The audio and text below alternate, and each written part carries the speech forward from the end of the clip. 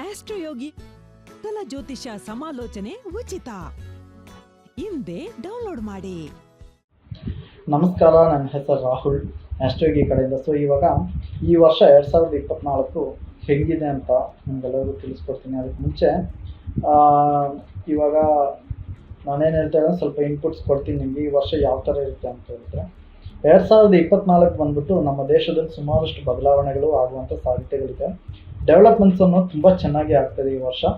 ಯಾಕೆಂತ ಹೇಳಿದ್ರೆ ನಮ್ಮ ಒಂದು ರಾಜ್ಯದಲ್ಲಿ ಏನೇನು ಒಳ್ಳೆಯದು ಅಂತ ಹೇಳಿದ್ರೆ ಕೆಲವೊಂದ್ಸತಿ ಗುರುವಿನ ಒಂದು ಪ್ರಭಾವ ತುಂಬಾ ಇಂಪ್ಯಾಕ್ಟ್ ಆಗುತ್ತೆ. ನಮ್ಮ ರಾಜ್ಯದಲ್ಲಿ, ನಮ್ಮ ದೇಶದಲ್ಲಿ ಗುರುವಿನ ಒಂದು ಪ್ರಭಾವ ತುಂಬಾ ಚೆನ್ನಾಗಿ ಅನುಕೂಲಕರವಾಗಿರುತ್ತದೆ. ಸೊ ಅದರಿಂದಾಗಿ ಸುಮಾರಷ್ಟು ಜನಗಳಿಗೆ ಎಷ್ಟು ಉತ್ತಮವಾಗಿರುವಂಥ ಆಪರ್ಚುನಿಟಿ ಸಿಗುವಂಥ ಸಾಧ್ಯತೆಗಳಿದೆ. ರಿಸೆಷನ್ಸ್ ಎಲ್ಲ ಇರೋ ಥರ ಕಾಣಿಸ್ತಾ ಇಲ್ಲ. ಅದೆಲ್ಲ ಸೆಟ್ಲ್ ಆಗಿಬಿಟ್ಟು ಎಲ್ಲರಿಗೂ ಎಂಪ್ಲಾಯ್ಮೆಂಟ್ ಲೆವೆಲ್ ಚೆನ್ನಾಗಿರುತ್ತದೆ, ಎಂಪ್ಲಾಯ್ಮೆಂಟ್ ರೈಸ್ ಆಗ್ತದೆ, ಎಲ್ಲರಿಗೂ ಕೆಲಸ ಸಿಗುವಂಥ ಸಾಧ್ಯತೆಗಳು ಕಂಡುಬಂದಿದೆ. ಆಮೇಲೆ ಸೆನ್ಸೆಕ್ಸ್ ಅನ್ನೋದು ತುಂಬ ಉತ್ತಮವಾಗಿದೆ ಅಂತ ಕಂಡುಬಂದಿದೆ. ಅದು ಮೊದಲನೇ ಗಂಟದಲ್ಲಿ ತುಂಬ ಒಳ್ಳೆ ರೀತಿಯಲ್ಲಿ ಒಳ್ಳೆ ಲೆವೆಲಲ್ಲಿ ಅದು ಗ್ರೋತ್ ಅನ್ನೋದು ತುಂಬ ಚೆನ್ನಾಗಿರ್ತದೆ. ಅದು ಹಂಗೆ 2024 ಇಡೀ ವರ್ಷ ಚೆನ್ನಾಗಿರುತ್ತೆ ಅಂತಲೇ ಕಂಡುಬಂದಿದೆ. ಸ್ಟಾಕ್ಸ್ ಅನ್ನೋದು ಅನುಕೂಲಕರವಾಗಿರುತ್ತದೆ. ಆಮೇಲೆ ಈ ರಾಜ್ಯದಲ್ಲಿ ವ್ಯವಸಾಯ ಮಾಡ್ತಾ ಇರೋರಿಗೆಲ್ಲ ಎಷ್ಟೋ ಲಾಭದಾಯಕವಾಗಿರುವಂಥ ಸಮಯ ಅಂತ ಕಂಡುಬಂದಿದೆ. ಅವ್ರಿಗೆಲ್ಲ ಎಷ್ಟು ಅನುಕೂಲಕರವಾಗಿರುವಂಥ ಸಮಯ ಅಂತಲೇ ಕಂಡುಬಂದಿದೆ. ಅದೇ ಥರನೇ ಈ ಒಂದು ವರ್ಷದಲ್ಲಿ ಪ್ರಾಪರ್ಟಿ ರಿಲೇಟೆಡ್ ಅದು ಇವಾಗ ರಿಯಲ್ ಎಸ್ಟೇಟ್ ಫೀಲ್ಡ್ ಅವ್ರಿಗೆಲ್ಲ ಒಳ್ಳೆ ಲಾಭ ಸಿಗುವಂಥ ಸಾಧ್ಯತೆಗಳು ಕೂಡ ಕಂಡುಬಂದಿದೆ. ಎಲ್ಲರಿಗೂ ಮನೆ ತಗೊಳ್ಳುವಂಥ ಯೋಗ ಇದೆ. ಸುಮಾರಷ್ಟು ಜನಗಳಿಗೆ ಮಿಡಲ್ ಕ್ಲಾಸಲ್ಲಿ ಇರೋರಿಗೆಲ್ಲ ಮನೆ ತಗೊಳ್ಳುವಂಥ ಯೋಗ ಕಂಡುಬಂದಿದೆ. ಭೂಮಿ ಲಾಭ ಅಂತ ಕಂಡುಬಂದಿದೆ. ಸೊ ಅದರಿಂದಾಗಿ ಅನುಕೂಲಕರವಾಗಿದೆ ಅಂತಲೇ ಕಂಡುಬಂದಿದೆ. ಸೊ ಅದೇ ಥರನೇ ಸುಮಾರಷ್ಟು ಒಳ್ಳೆ ಎಕ್ಸ್ಪೀರಿಯನ್ಸು ಈ ಒಂದು ವರ್ಷ ಎಲ್ಲರಿಗೂ ಇರುವಂಥ ಸಾಧ್ಯತೆಗಳು ಕೂಡ ಕಂಡುಬಂದಿದೆ. ಈ ದೇಶದಲ್ಲಿ ಸುಮಾರಷ್ಟು ಒಳ್ಳೆ ಗ್ರೋತ್, ಒಳ್ಳೆ ರೀತಿಯಲ್ಲಿರುವಂಥ ಬೆಳವಣಿಗೆ ಇರುವಂಥ ಸಾಧ್ಯತೆಗಳು ಕೂಡ ಕಂಡುಬಂದಿದೆ. ಪೊಲಿಟಿಕಲ್ ಫೀಲ್ಡಲ್ಲಿ ಒಳ್ಳೆ ಸಕ್ಸಸ್ ಇರುವಂಥ ಸಾಧ್ಯತೆಗಳು ಕೂಡ ಕಂಡುಬಂದಿದೆ. ಕೆಲವೊಬ್ಬರಿಗೆಲ್ಲ ಹೊಸದಾಗಿ ಬರುವಂಥ ಕ್ಯಾಂಡಿಡೇಟ್ಸ್ಗೆಲ್ಲ ಸಕ್ಸಸ್ ರೇಟ್ ಜಾಸ್ತಿ ಕಂಡುಬಂದಿದೆ. ಅದೇ ಥರನೇ ಪೊಲಿಟಿಷಿಯನ್ಸ್ಗೂ ಅದೇ ಥರನೇ ಒಳ್ಳೆ ಹೆಸರು ಪಡೆಯುವಂಥ ಸಾಧ್ಯತೆಗಳು ಕೂಡ ಕಂಡುಬಂದಿದೆ. ಅದೇ ಥರನೇ ಕೆಲಸದ ಗೌರ್ಮೆಂಟ್ ಫೀಲ್ಡಲ್ಲಿ ಅದು ಸರ್ಕಾರಿ ಕೆಲಸ, ಸರ್ಕಾರಿ ನೌಕರಿಗೆ ಆಪರ್ಚುನಿಟೀಸು, ವ್ಯಾಕೆನ್ಸೀಸ್ ಜಾಸ್ತಿ ಇರುವಂಥ ಸಾಧ್ಯತೆಗಳು ಕೂಡ ಕಂಡುಬಂದಿದೆ. ಎಲ್ಲರಿಗೂ ಕೆಲಸ ಸಿಗುತ್ತದೆ. ಸೊ ಅದರಿಂದಾಗಿ ಒಳ್ಳೆ ಒಂದು ಚೇಂಜಸ್ಸು ಈ ದೇಶದಲ್ಲಿ ಬರುವಂಥ ಸಾಧ್ಯತೆಗಳಿದೆ. ಕೆಲವೊಬ್ಬರಿಗೆಲ್ಲ ಗೌರ್ಮೆಂಟ್ ಕಡೆಯಿಂದ ಒಳ್ಳೆ ಒಳ್ಳೆ ಒಂದು ಸಹಾಯ ಸಿಗುವಂಥ ಸಾಧ್ಯತೆಗಳು ಕೂಡ ಕಂಡುಬಂದಿದೆ. ಎಷ್ಟೋ ಅನುಕೂಲಕರವಾಗಿರುವಂಥ ಒಂದು ಸಮಯ ಅಂತಲೇ ಹೇಳ್ಬೋದು. ಅದೇ ಥರನೇ ದೇಶದಲ್ಲಿ ಕೆಲವೊಂದು ಒಳ್ಳೆ ಪ್ರೋಗ್ರೆಸ್ ಇರುವಂಥ ಸಾಧ್ಯತೆಗಳು ಕೂಡ ಕಂಡುಬಂದಿದೆ. ಅದೇ ಥರನೇ ನಮಗೆ ನಮ್ಮ ದೇಶದಲ್ಲಿ ಎಷ್ಟೋ ವಿಷಯಗಳಿಗೆ ಅದು ಏನೇನು ಕಷ್ಟಗಳಿತ್ತು ಅಂತ ಹೇಳಿದ್ರೆ ದುಡ್ಡಿನ ವಿಷಯದಲ್ಲಿ ಆಗಲಿ ಸುಮಾರಷ್ಟು ಜನಗಳಿಗೆ ಕಷ್ಟಗಳಿತ್ತು. ಆ ಕಷ್ಟಗಳೆಲ್ಲ ಸ್ವಲ್ಪ ಕಮ್ಮಿ ಆಗುವಂಥ ಸಾಧ್ಯತೆಗಳಿದೆ. ಎಷ್ಟೋ ಒಂದು ಬದಲಾವಣೆಗಳು, ಮೇಜರ್ ಚೇಂಜು ಈ ಒಂದು ವರ್ಷದಲ್ಲಿ ನಿಮಗೆ ಕಾಣಿಸ್ಬೋದು. ಸೊ ಆ ಥರ ಇದೆ ಈ ಒಂದು ವರ್ಷ. ಅದೇ ಥರನೇ ಈ ಒಂದು ವರ್ಷದಲ್ಲಿ ಬರುವಂಥ ಕೆಲವೊಂದು ಒಕೇಶನ್ಸ್ ನಾನು ನಿಮ್ಗೆ ಹೇಳ್ತೀನಿ. ಮೊದಲನೇ ಒಂದು ಇದು ಸೂರ್ಯಗ್ರಹಣ ಅನ್ನೋದು 8 ಏಪ್ರಿಲ್ 2024 ಸೋಮವಾರದ ದಿನ ಆಗ್ತಾ ಇದೆ, ನಡೀಲಿಕ್ಕಿದೆ. ಎರಡನೇ ಸೂರ್ಯಗ್ರಹಣ ಬಂದು 2 ಅಕ್ಟೋಬರ್ 2024 ಬುಧವಾರದ ದಿನ ಆಗಲಿಕ್ಕಿದೆ. ಚಂದ್ರಗ್ರಹಣ ಮೊದಲನೇ ಚಂದ್ರಗ್ರಹಣ 25 ಮಾರ್ಚ್ 2024 ಸೋಮವಾರ ದಿನ ಆಗಲಿಕ್ಕಿದೆ. ಎರಡನೇ ಚಂದ್ರಗ್ರಹಣ ಬಂದು 18 ಸೆಪ್ಟೆಂಬರ್ 2024 ಬುಧವಾರದ ದಿನ ಆಗಲಿಕ್ಕಿದೆ. ಆಮೇಲೆ ಮಕರ ಸಂಕ್ರಾಂತಿ ಬಂದು 15ನೇ ತಾರೀಕು ಜನವರಿ 2024 ಸೋಮವಾರ ದಿನ ಆಗಲಿಕ್ಕಿದೆ. ಮಹಾಶಿವರಾತ್ರಿ 8ನೇ ತಾರೀಕು 2024 ಮಾರ್ಚ್ 8ನೇ ತಾರೀಕಿಗೆ ಆಗಲಿಕ್ಕಿದೆ. ಅದು ಶುಕ್ರವಾರ ದಿನ, ತುಂಬ ಉತ್ತಮವಾಗಿರುವಂಥ ದಿನ. ಆಮೇಲೆ ಹೋಳಿ ಬಂದು 25 ಮಾರ್ಚ್ 2024 ಸೋಮವಾರದ ದಿನ ಆಗಲಿಕ್ಕಿದೆ. ಆಮೇಲೆ ಈ ಒಂದು ವರ್ಷ ವಿಕ್ರಮ ಸಂವತ್ 2081 ಚೈತ್ರ ನವರಾತ್ರಿ ಬಂದು 9ನೇ ತಾರೀಕು ಏಪ್ರಿಲ್ 2024 ಮಂಗಳವಾರದ ದಿನ ಆಗಲಿಕ್ಕಿದೆ. ಅಕ್ಷಯ ತೃತೀಯ ಬಂದು 10 ಮೇ 2024 ಶುಕ್ರವಾರದ ದಿನ ಆಗಲಿಕ್ಕಿದೆ. ಗಣೇಶ ಚತುರ್ಥಿ ಬಂದು 7 ಸೆಪ್ಟೆಂಬರ್ 2024 ಅದು ಶನಿವಾರದ ದಿನ ಆಗಲಿಕ್ಕಿದೆ. ವಿಜಯದಶಮಿ 12 ಅಕ್ಟೋಬರ್ 2024 ಶನಿವಾರದ ದಿನ ಆಗಲಿಕ್ಕಿದೆ. ದೀಪಾವಳಿ ಬಂದು 1 ನವೆಂಬರ್ 2024 ಶುಕ್ರವಾರದ ದಿನ ಆಗಲಿಕ್ಕಿದೆ. ಸೊ ಇದು ಇದೆ. ಸೊ ಈ ವರ್ಷದ ಶುಭ ಮುಹೂರ್ತಗಳು ಈ ಥರ ಇದೆ. ಸೊ ಇವಾಗ ಬನ್ನಿ, ಮೇಷರಾಶಿಯಿಂದ ಹಿಡಿದು ಮೀನರಾಶಿಯವರೆಗೂ ಈ ವರ್ಷ ಹೆಂಗಿದೆ ಅಂತ ನಿಮ್ಗೆಲ್ಲರಿಗೂ ತಿಳಿಸ್ಕೊಡ್ತೀನಿ. ಅದಕ್ಕೆ ಮುಂಚೆ ಪ್ರತಿಯೊಬ್ಬರಿಗೂ ಈ ವರ್ಷ ಚೆನ್ನಾಗಿರಲಿ ಅಂತ ಬೇಡ್ಕೊಳ್ತಾ, ಹೊಸ ವರ್ಷದ ಶುಭಾಶಯಗಳನ್ನೆಲ್ಲ ಹೇಳ್ಕೊಳ್ತಾ ಈ ವರ್ಷ ಹೆಂಗಿದೆ ಅಂತ ನಿಮ್ಗೆಲ್ಲರಿಗೂ ತಿಳ್ಕೊಳ್ತೀನಿ. ಬನ್ನಿ ನಾವು ಮಕರ ರಾಶಿನಲ್ಲಿ ಹುಟ್ಟಿರೋರಿಗೆ ಈ ವರ್ಷ 2024 ಹೆಂಗಿದೆ ಅಂತ ನೋಡೋಣ. ಈ ಮಕರ ರಾಶಿನಲ್ಲಿ ಹುಟ್ಟಿರೋಂಥ ವ್ಯಕ್ತಿಗಳು ತುಂಬ ರಿಸರ್ವ್ಡ್ ಆಗಿರ್ತಾರೆ. ಯಾರ ಹತ್ರನೂ ಅಷ್ಟು ಈಸಿಯಾಗಿ ಜಲ್ಲಾಗಲ್ಲ. ತುಂಬ ಪ್ರಾಕ್ಟಿಕಲ್ ಆಗಿರ್ತಾರೆ, ತುಂಬ ಕಷ್ಟಪಡ್ತಾರೆ. ಅವ್ರದ್ದು ಏನಿದೆಯೋ ಅಷ್ಟು ಮಾತ್ರ ನೋಡ್ಕೊಂಡು ಹೋಗ್ತಾರೆ. ಯಾರ ಹತ್ರನೂ ಬೇಡ್ದಿರ ಮಾತುಕತೆಗೂ ಹೋಗಲ್ಲ, ಯಾರ ಹತ್ರನೂ ಬೇಡ್ದಿರ ಒಂದು ಇದಕ್ಕೂ ಹೋಗಲ್ಲ. ಮ್ಯಾಕ್ಸಿಮಮ್ ಅವ್ರ ಬಗ್ಗೆ ಅವ್ರು ಏನು ಮಾಡಬೇಕು ಅವ್ರು ಅಷ್ಟೇ ಮಾಡ್ಕೊಂಡು ಹೋಗ್ತಾರೆ. ಯಾರಿಗೂ ತೊಂದರೆನೂ ಕೊಡಲ್ಲ ಅವರು, ಯಾರಿಗೂ ಒಂಥರ ಮನಸ್ಸಿಗೆ ಬೇಜಾರಾಗುವಂಥ ಮಾತುಕತೆಗಳು ಯಾವುದೂ ಇಟ್ಕೊಳ್ಳಲ್ಲ ಅವ್ರು ಅಷ್ಟೇ. ಅದರಿಂದಾಗಿ ಏನಾಗುತ್ತೆ, ಎಲ್ಲರೂ ಅಂದ್ಕೊಳ್ತಾರೆ ಇವ್ನು ತುಂಬ ಆ್ಯಟಿಟ್ಯೂಡ್ ಜಾಸ್ತಿ ಅಂತ. ಇದು ಆ್ಯಟಿಟ್ಯೂಡ್ ಪ್ರಶ್ನೆ ಅಲ್ಲ, ಅವರಿಂದ ಇನ್ನೊಬ್ರು ತೊಂದರೆ ಆಗಬಾರ್ದು ಅಂತ ಯೋಚನೆ ಅವ್ರಿಗೆ ಯಾವಾಗಲೂ ಇದ್ದೇ ಇರ್ತದೆ. ಸೊ ಅದರಿಂದಾಗಿ ಮ್ಯಾಕ್ಸಿಮಮ್ ಎಲ್ಲರ ಹತ್ರನೂ ಒಂದು ಲಿಮಿಟ್ ತನಕ ಇಟ್ಕೊಳ್ತಾರೆ, ಒಂದು ಲಿಮಿಟ್ ಮೇಲೆ ಹೋಗಲ್ಲ ಅವರು. ತುಂಬ ಲೈಫನ್ನು ತುಂಬ ರಿಯಲಿಸ್ಟಿಕ್ಕಾಗಿ ನೋಡ್ತಾರೆ, ಡ್ರೀಮ್ ವರ್ಲ್ಡಲ್ಲಿ ಇರಲ್ಲ. ಇವತ್ತು ತಿನ್ನೋಕ್ಕೇನಿದೆ, ಇವತ್ತು ತಿನ್ನೋಕ್ಕೇನಿದೆಯೋ ಇವತ್ತು ಅದೇ ತಿಂತಾರೆ. ನಾಳೆ ಈ ಥರ ಎಲ್ಲ ಇರಬೇಕು, ಈ ಥರ ಎಲ್ಲ ನನಗೆ ಇರುತ್ತೆ ಅಂತ ಯೋಚನೆ ಮಾಡಲ್ಲ. ಇವತ್ತು ನನಗೆ ಊಟ ಸಿಕ್ಕಿದೆಯಾ, ನನ್ನ ಹೊಟ್ಟೆ ತುಂಬ್ತಾ ಇದೆಯಾ ಅಷ್ಟೇ. ಆ ರಿಯಲಿಸ್ಟಿಕ್ ಲೈಫ್ ಮೇಲೆ ತುಂಬ ಅಪ್ರೋಚ್ ಕೊಡ್ತಾರೆ ಅವರು. ರಿಯಲಿಸ್ಟಿಕ್ ಲೈಫ್ ಅಂತ ಹೇಳಿದ್ರೆ ಇವತ್ತಿನ ನಡೀತಾ ಇರೋಂಥ ಪ್ರೆಸೆಂಟ್ ಸಿಚುವೇಶನ್ ಏನಿದೆ ಅದಕ್ಕೆ ತಕ್ಕದಾಗೆ ಅವ್ರು ಇರ್ತಾರೆ. ಅದರಿಂದಾಗಿ ಅವರು ಪ್ರತಿಯೊಂದು ವಿಷಯನೂ ತುಂಬ ಯೋಚನೆ ಮಾಡಿಕೊಂಡು ತುಂಬ ಹಾರ್ಡ್ ವರ್ಕ್ ಮಾಡ್ತಾರೆ. ಅದರಿಂದಾಗಿ ಆ ಒಂದು ಮಕರ ರಾಶಿನಲ್ಲಿ ಹುಟ್ಟಿರುವಂಥ ವ್ಯಕ್ತಿಗಳು ತುಂಬ ಡೆಡಿಕೇಟೆಡ್ ಆಗಿರ್ತಾರೆ. ಪ್ರತಿಯೊಂದು ವಿಷಯದಲ್ಲೂ ಶ್ರದ್ಧೆಯಿಂದ ಡೆಡಿಕೇಶನ್ ತುಂಬ ಜಾಸ್ತಿನೇ ಇರ್ತದೆ, ತುಂಬ ರೆಸ್ಪಾನ್ಸಿಬಿಲಿಟೀಸ್ ಜಾಸ್ತಿ ಇರ್ತದೆ ಅವ್ರಿಗೆ. ಪ್ರತಿಯೊಂದು ವಿಷಯದಲ್ಲೂ ತುಂಬ ಸ್ಟ್ರಾಂಗ್ ಆಗಿರುವಂಥ ಡಿಸಿಷನ್ ತಗೊಳ್ಳೋದು, ರೆಸ್ಪಾನ್ಸಿಬಲ್ ಅನಫ್ ಆಗಿರ್ತಾರೆ. ಅದೇ ಥರನೇ ಅವ್ರ ಹತ್ರ ಇಮೋಷ್ನಲಿ ಯಾರು ಡೀಲ್ ಮಾಡೋಕ್ಕೆ ಹೋಗಬೇಡಿ, ತುಂಬ ಸ್ಟ್ರಾಂಗಾಗಿ ಉತ್ತರ ಕೊಟ್ಬಿಡ್ತಾರೆ. ಇಮೋಷ್ನಲ್ ಡೀಲ್ ಮಾಡೋಕೆ ಹೋದರೆ ಸರಿ ಹೋಗಲ್ಲ. ಅವ್ರ ಹತ್ರ ಏನಿದ್ರು ಪ್ರಾಕ್ಟಿಕಲಾಗಿ ಡೀಲ್ ಮಾಡಿದ್ರೆ ಅವ್ರು ಖಂಡಿತ ಚೆನ್ನಾಗಿರ್ತಾರೆ. ಅವ್ರ ಹತ್ರ ಇಮೋಷ್ನಲಿ ಡೀಲ್ ಮಾಡೋಕೆ ಹೋಗೋದು, ಇಮೋಷ್ನಲಿ ಮಾತುಕತೆಗಳು ಇಟ್ಕೊಳ್ಳೋದು, ಅದು ಅದಕ್ಕೆ ತಲೆ ಕೆಡ್ಸ್ಕೊಳಕ್ಕೆ ಹೋಗಲ್ಲ. ಅದರಿಂದಾಗ ಏನಾಗುತ್ತೆ, ಎಲ್ಲರೂ ಅಂದ್ಕೊಳ್ತಾರೆ ಇವ್ನಿಗೆ ಆ್ಯಟಿಟ್ಯೂಡ್ ಜಾಸ್ತಿ, ಇವನ ಹತ್ರ ಎಲ್ಲ ಮಾತಾಡಿದ್ರೆ ಕೆಲಸ ಆಗಲ್ಲ. ಅದರಿಂದ ರಿಲೇಷನ್ಶಿಪ್ಪೇ ಸುಮಾರು ಕಮ್ಮಿ ಇರುತ್ತೆ ಅವರಿಗೆ, ಫ್ರೆಂಡ್ಸ್ ಎಲ್ಲ ಸುಮಾರಷ್ಟು ಕಮ್ಮಿ ಇರುತ್ತೆ. ಆಮೇಲೆ ಅವ್ರು ತಗೊಳ್ಳೋಂಥ ಡಿಸಿಷನ್ ಮೇಲೆ ಅವರು ಅದು ಒಂದು ರೀತಿಯಲ್ಲಿ ನೆಗೆಟಿವ್. ನೀವು ಯಾವತ್ತೂ ಈ ರಾಶಿ ಮೇಲೆ ಹುಟ್ಟಿರೋರು ನೀವು ತಗೊಂಡಿರೋ ಡಿಸಿಷನ್ನೇ 100% ರೈಟ್ ಅಂತ ಇಟ್ಕೊಳಕ್ಕೆ ಹೋಗ್ಬಾರ್ದು. ಯಾಕಂದರೆ ಕೆಲವೊಂದು ಸತಿ ಅದು ತಪ್ಪಾಗಿ ಹೋಗ್ಬಿಡುತ್ತೆ. ಇನ್ನೊಬ್ಬರ ಮಾತು ಕೇಳಿ, ಈಗೋ ಇರಲಿ ಬಟ್ ಒಳ್ಳೆ ರೀತಿಯಲ್ಲಿ ಇಟ್ಕೊಳ್ಳಿ. ಯಾರಾದರೂ ಏನಾದರೂ ಹೇಳಿದ್ರೆ ಏನು ಕೇಳ್ತಾ ಇದ್ದೀರಾ ಅಂತ ಒಂದು ಸತಿ ಕೇಳಿದ್ರೆ ಒಳ್ಳೆಯದು. ಇದೊಂಥರ ತುಂಬ ವಿಷಯಕ್ಕೆ ಅನುಕೂಲಕರವಾಗಿರಲ್ಲ. ಕೆಲವೊಂದು ವಿಷಯಕ್ಕೆ ಓಕೆ ಹಠ ಚೆನ್ನಾಗಿರುತ್ತೆ, ಕೆಲವೊಂದು ವಿಷಯಕ್ಕೆ ಅನುಕೂಲಕರವಾಗಿರಲ್ಲ. ಅದು ನಿಮಗೆ ತೊಂದರೆ ಆಗುತ್ತೆ, ರಿಲೇಷನ್ಶಿಪ್ಗೂ ಎಫೆಕ್ಟ್ ಆಗುತ್ತೆ. ಆಮೇಲೆ ನಿಮಗೆ ತುಂಬ ಬೇಕಾಗಿರೋರು ನಿಮ್ಮ ಹತ್ರ ಮಾತುಕತೆ ನಿಲ್ಲಿಸ್ಬಿಟ್ರೆ ನಿಮ್ಗೆ ತುಂಬ ಕಷ್ಟ ಆಗುತ್ತಲ್ವಾ. ಸೊ ಅದರಿಂದಾಗಿ ತಮಗೆ ಬೇಕಾಗಿರೋರ ಹತ್ರ ಆದರೂ ಅಟ್ಲೀಸ್ಟ್ ಚೆನ್ನಾಗಿರ್ಬೇಕಾಗುತ್ತೆ. ಯಾಕಂದರೆ ಈ ರಾಶಿಗೆ ಅಧಿಪತಿ ಬಂದು ಶನಿ ಅಂತ ಹೇಳಿದ್ರೆ ತುಂಬ ಸ್ಟ್ರಾಂಗು, ತುಂಬ ಡಾಮಿನೇಷನ್ ಅಂತ ಹೇಳೋಕ್ಕಾಗಲ್ಲ, ತುಂಬ ಸ್ಟ್ರಾಂಗ್ ಆಗಿರ್ತಾರೆ. ಡಿಸಿಷನ್ ಬಿಟ್ಟೋಗಲ್ಲ, ತುಂಬ ಹಠ ಎಲ್ಲ ಜಾಸ್ತಿ ಇರ್ತದೆ.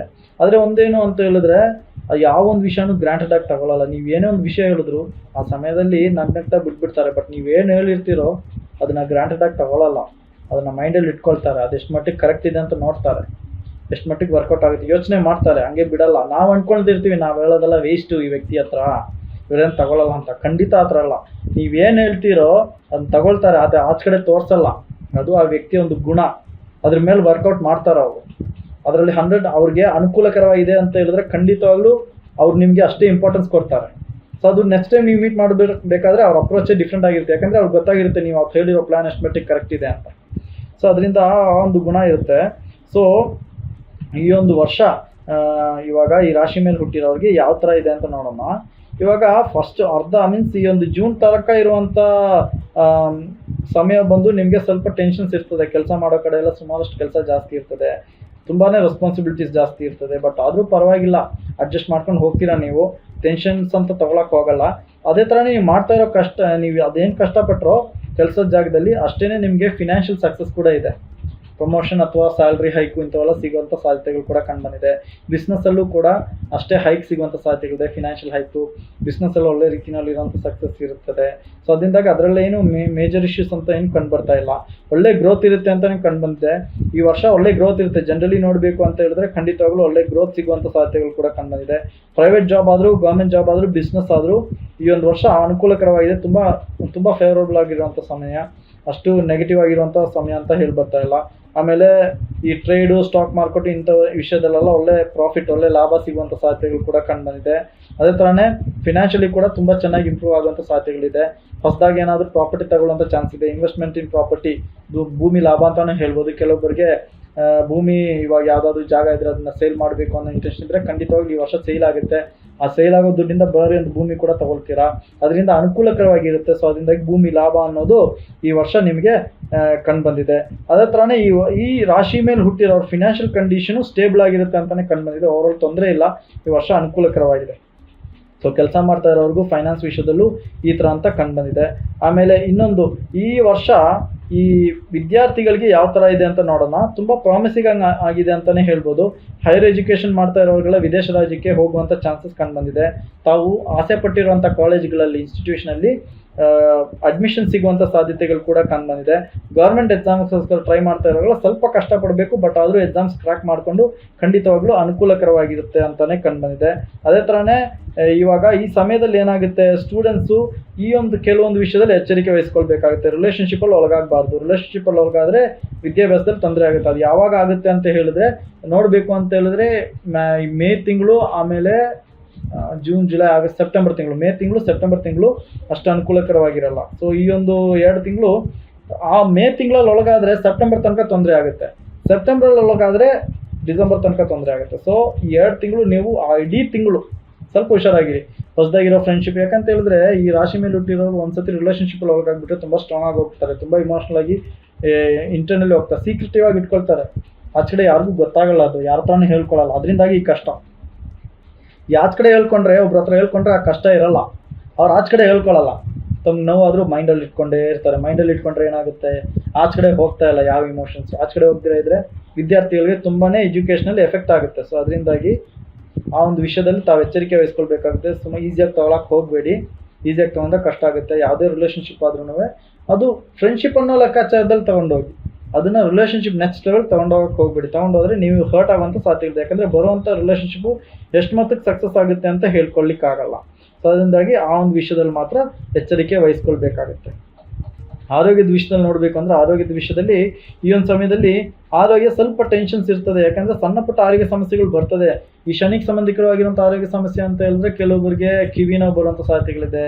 ಆಮೇಲೆ ಕೆಲವೊಬ್ಬರಿಗೆ ಹಲ್ಲಿಗೆ ದಂತ ಸಮಸ್ಯೆ ಬರುವಂಥ ಸಾಧ್ಯತೆಗಳು ಕೂಡ ಕಂಡುಬಂದಿದೆ. ಸೊ ಹಲ್ಲು ನೋವು, ಈ ನರಕ್ಕೆ ಸಂಬಂಧಿಕರವಾಗಿರುವಂಥ ಆರೋಗ್ಯ ಸಮಸ್ಯೆಗಳು ಬರುವಂಥ ಸಾಧ್ಯತೆಗಳು ಕೂಡ ಕಂಡುಬಂದಿದೆ. ನರ್ವಸ್ ರಿಲೇಟೆಡ್ ಇಶ್ಯೂಸ್, ಅದೆಲ್ಲ ವಯಸ್ಸಾಗಿರೋರಿಗೆ ಬರುವಂಥ ಚಾನ್ಸಸ್ ಇರೋದು. ಬಟ್ ಆದರೂ ಯಂಗ್ಸ್ಟರ್ಸ್ ಹುಷಾರಾಗಿರಿ. ನರ್ವಸ್ ಇಶ್ಯೂಸ್ ಯಂಗ್ಸ್ಟರ್ಸ್ಗೆ ಅಂತ ಹೇಳಿದ್ರೆ, ಇವಾಗ ರಾತ್ರಿ ತುಂಬ ನೈಟ್ ಶಿಫ್ಟು ನಿದ್ರೆ ಮಾಡಿದ್ರೆ, ಕೆಲಸ ಮಾಡಿದ್ರೆ ಖಂಡಿತವಾಗ್ಲೂ ನರ್ವಸ್ ಸಿಸ್ಟಮ್ ವೀಕ್ ಆಗುತ್ತೆ. ಸೊ ಅದರಿಂದ ನರಕ್ಕೆ ಸಂಬಂಧಿಕವಾಗಿರುವಂಥ ಆರೋಗ್ಯ ಸಮಸ್ಯೆ ಅವಾಗವಾಗ ಬರುವಂಥ ಚಾನ್ಸ್ ಇದೆ. ಟ್ರೀಟ್ಮೆಂಟ್ ಮಾಡ್ಕಿದ್ರೆ ಸರಿ ಹೋಗುತ್ತೆ. ಟ್ರೀಟ್ಮೆಂಟ್ ಏನಕ್ಕೆ ತಗೊಳಕ್ಕೆ ಹೋಗ್ತೀರಾ, ನೀವು ಹುಷಾರಾಗಿದ್ದರೆ ಟ್ರೀಟ್ಮೆಂಟ್ ತಗೊಳ್ಬೇಕಾಗಿರೋ ಅವಶ್ಯಕತೆ ಇರಲ್ಲ. ಸೊ ಅದರಿಂದಾಗಿ ಆ ವಿಷಯ ತಾವು ಕರೆಕ್ಟಾಗಿ ನೋಡ್ಕೊಂಡಿದ್ರೆ ಮಾತ್ರ ಸಾಕು. ಬೇರೆ ಅಂತ ತೊಂದರೆ ಅಂತ ಏನು ಹೇಳಬೇಕಾಗಿಲ್ಲ, ಹೇಳೋ ಥರ ಇಲ್ಲ. ಸೊ ಇವಾಗ ರಿಲೇಷನ್ಶಿಪ್ ವಿಷಯದಲ್ಲಿ ನೋಡಬೇಕು ಅಂತ ಹೇಳಿದ್ರೆ, ಮೊದಲನೇ ಒಂದು ಅರ್ಧ ವರ್ಷ ಮೀನ್ಸ್ ಜೂನ್ ತನಕ ಡೀಸೆಂಟ್ ಆಗಿರ್ತದೆ. ಅದಾದ ನಂತರ ಸ್ವಲ್ಪ ಟೆನ್ಷನ್ಸ್ ಇರ್ತದೆ. ಸೆಕೆಂಡ್ ಹಾಫ್ ಇಯರ್ ಸ್ವಲ್ಪ ಇಮೋಷ್ನಲ್ ಟೆನ್ಷನ್ಸ್ ಇರ್ತದೆ. ಕೆಲವೊಂದು ಆರ್ಗ್ಯುಮೆಂಟ್ಸ್ ಎಲ್ಲ ಆಗ್ಬೋದು. ಅದರಿಂದ ಕೆಲವೊಂದು ರಿಲೇಷನ್ಶಿಪ್ಪಲ್ಲಿ ಇಮೋಷ್ನಲಿ ಡೀಲ್ ಮಾಡಬೇಕಾಗುತ್ತೆ. ಕೆಲವೊಂದು ಸತಿ ಸ್ಟೆಬಿಲಿಟಿ ಕಮ್ಮಿ ಆಗೋ ಥರ ಅನಿಸುತ್ತೆ. ಟ್ರಸ್ಟ್ ಇಶ್ಯೂಸ್ ಇರ್ತದೆ. ನಂಬಿಕೆ ಸ್ವಲ್ಪ ಕಮ್ಮಿ ಆಗುವಂಥ ಸಿಚುವೇಶನ್ ಬರ್ತದೆ. ಸೊ ಅದು ಫಸ್ಟೇ ಅದನ್ನು ಸರಿ ಹೋಗ್ತಾ ಇಲ್ಲ ಆರ್ಗ್ಯುಮೆಂಟ್ಸ್ ಅಂತ ಹೇಳಿದ್ರೆ, ಅದನ್ನ ಅಲ್ಲಲ್ಲೇ ಸ್ಟಾಪ್ ಮಾಡಿಕೊಂಡು ತಮ್ಮನ್ನು ತಾವು ಅರ್ಥ ಮಾಡ್ಕೊಳ್ಳೋಕೆ ಟ್ರೈ ಮಾಡಿ. ಯಾರ ಹತ್ರನೂ ಆ ಒಂದು ವರ್ಷ, ಆ ಒಂದು ಜೂನ್ ಆದ ನಂತರ ಇರುವಂಥ ಸಿಚುವೇಶನ್ ನಿಮ್ಗೆ ಗೊತ್ತಾದರೆ ಅದನ್ನು ಕರೆಕ್ಟಾಗಿ ಡೀಲ್ ಮಾಡಿ. ಇದೇನಕ್ಕೆ ಹೇಳ್ತಾ ಇದ್ದೀನಿ ಅಂತ ಹೇಳಿದ್ರೆ, ನಿಮಗೆ ಗೊತ್ತಾಗಬೇಕು ಏನು ಅಂತ.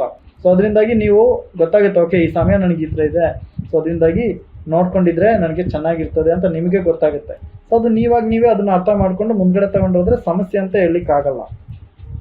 ಆಮೇಲೆ ಇನ್ನೊಂದೇನು ಅಂತ ಹೇಳಿದ್ರೆ, ಇದೆಷ್ಟೇ ಸಮಸ್ಯೆ ಇದ್ರೂ ನೀವು ಒಬ್ಬರನ್ನೊಬ್ಬರನ್ನ ಬಿಟ್ಕೊಡಲ್ಲ. ಅದೊಂದು ಪಾಸಿಟಿವ್ ಆಗಿರುವಂಥ ವಿಷಯ. ಅದೊಂಥರ ಪಾಸಿಟಿವ್ ಆಗಿರುವಂಥ ಒಂದು ಕ್ಲಾರಿಟಿ ಇರ್ತದೆ. ರಿಲೇಷನ್ಶಿಪ್ಪಲ್ಲಿ ಎಷ್ಟೇ ಸಮಸ್ಯೆ ಇದ್ರೂ ಬಿಟ್ಕೊಡಲ್ಲ.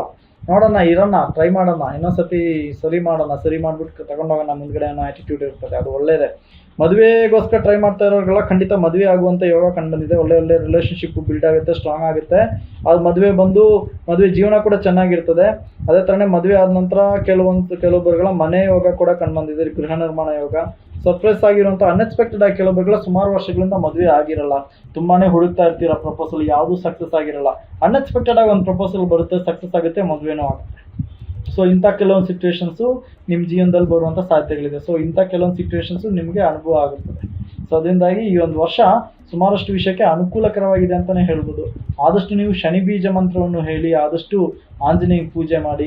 ಖಂಡಿತ ಎಲ್ಲ ಸಮಯನೂ ನಿಮಗೆ ಅನುಕೂಲಕರವಾಗಿದೆ. ಸ್ವಲ್ಪ ಟೆನ್ಷನ್ಸ್ ಇದ್ರೂ ಅದರಿಂದ ಆಚೆ ಕಡೆ ಬರ್ಬೋದು ಅಂತಲೇ ಹೇಳ್ಬೋದು. ಸೊ ಅದರಿಂದ ಹೇಳಿದಷ್ಟು ರೆಮಿಡೀಸ್ ಎಲ್ಲ ಮಾಡಿ, ಆದಷ್ಟು ದಾನ ಧರ್ಮಗಳನ್ನೆಲ್ಲ ಮಾಡಿ. ದಾನ ಧರ್ಮ ಮಾಡಲೇಬೇಕಾಗಿದೆ. ಯಾಕಂದರೆ ನಿಮಗೆ 7 ಶನಿ ಕೂಡ ನಡೀತಾ ಇದೆ. 7 ಶನಿ ಅಂತ ಹೇಳಿದ್ರೆ ಅಷ್ಟು ಸಾಮಾನ್ಯ ಅಲ್ಲ. ಜೀವನದಲ್ಲಿ ಕೆಲವೊಂದು ಸಿಚುವೇಶನ್ಸ್ ಎಲ್ಲ ಫೇಸ್ ಮಾಡಬೇಕಾಗುತ್ತೆ. ಸೊ ಅದರಿಂದಾಗಿ ಏಳುವರೆ ಶನಿ ಸಮಯದಲ್ಲಿ ಆದಷ್ಟು ಆಂಜನೇಯನ ಪೂಜೆ ಮಾಡಿ, ಶನಿ ಮಹಾತ್ಮನ ಪೂಜೆ ಮಾಡಿ, ಶನಿ ಬೀಜ ಮಂತ್ರವನ್ನು ಹೇಳಿ ಖಂಡಿತ ಅನುಕೂಲ ಆಗುತ್ತೆ. ಧನ್ಯವಾದ. ಸೊ ಈ ಥರ ಇದೆ, ಪ್ರತಿಯೊಬ್ಬರಿಗೂ ನಾನು ಹೇಳಿರೋ ರೆಮಿಡೀಸ್ ಎಲ್ಲ ಮಾಡಿ. ಎಲ್ಲದಕ್ಕಿಂತ ಉತ್ತಮವಾಗಿರುವಂಥ ರೆಮಿಡಿ ದಾನ ಧರ್ಮಗಳು ಮಾಡೋದು. ಸೊ ದಯವಿಟ್ಟು ಅದನ್ನು ಯಾರೂ ಮರಿಬೇಡಿ, ಎಲ್ಲರೂ ಮಾಡಿ.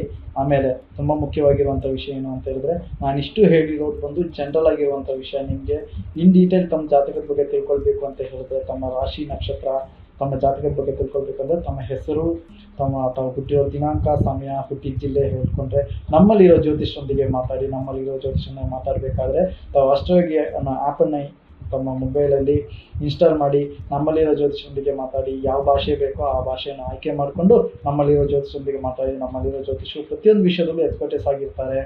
ವಾಸ್ತು ಬಗ್ಗೆ, ರಿಲೇಷನ್ಶಿಪ್ ಬಗ್ಗೆ, ಮದುವೆ ಜೀವನದ ಬಗ್ಗೆ, ಆಮೇಲೆ ವಿದ್ಯಾಭ್ಯಾಸದ ಬಗ್ಗೆ, ಪ್ರತಿಯೊಂದು ವಿಷಯದಲ್ಲೂ ತುಂಬ ಎಕ್ಸ್ಪರ್ಟೈಸ್ ಆಗಿರ್ತಾರೆ. ಸೊ ನಮ್ಮಲ್ಲಿರೋ ಜ್ಯೋತಿಷರೊಂದಿಗೆ ಮಾತಾಡಿ, ತಮಗೆ ಬೇಕಾಗಿರೋ ಸಲಹೆಯನ್ನು ತಾವು ಪಡ್ಕೊಳ್ಳಿ. ಯಾವತ್ತೂ ನೀವು ಡಿಸಪಾಯಿಂಟ್ಮೆಂಟ್ ಆಗಲ್ಲ. ಖಂಡಿತವಾಗ್ಲೂ ನಿಮಗೆ ನಮ್ಮಲ್ಲಿರೋ ಜ್ಯೋತಿಷರೊಂದಿಗೆ ಮಾತಾಡಿದ್ರೆ ಖಂಡಿತವಾಗ್ಲೂ ಏನಾದರೂ ಒಂದು ಒಳ್ಳೆ ರೀತಿಯಲ್ಲಿ ಇರುವಂಥ ಸಲಹೆ ಸಿಗುತ್ತದೆ. ಸೊ ನಮ್ಮಲ್ಲಿರೋ ಜ್ಯೋತಿಷರೊಂದಿಗೆ ಮಾತಾಡಿ. ಇನ್ನೊಂದು ಸತಿ ಪ್ರತಿಯೊಬ್ಬರಿಗೂ ಹೊಸ ವರ್ಷದ ಶುಭಾಶಯಗಳನ್ನೆಲ್ಲ ಹೇಳ್ಕೊಂಡು ಈ ವಿಡಿಯೋನ ಮುಕ್ತಾಯ ಮಾಡ್ತಾ ಇದ್ದೀನಿ. ದಯವಿಟ್ಟು ನಮ್ಮ ಚಾನಲ್ನ ಸಬ್ಸ್ಕ್ರೈಬ್ ಮಾಡಿ, ಲೈಕ್ ಮಾಡಿ, ಶೇರ್ ಮಾಡಿ. ಧನ್ಯವಾದ. ಆಸ್ಟ್ರೋಯೋಗಿ ಸಕಲ ಜ್ಯೋತಿಷ ಸಮಾಲೋಚನೆ ಉಚಿತ. ಹಿಂದೆ ಡೌನ್ಲೋಡ್ ಮಾಡಿ.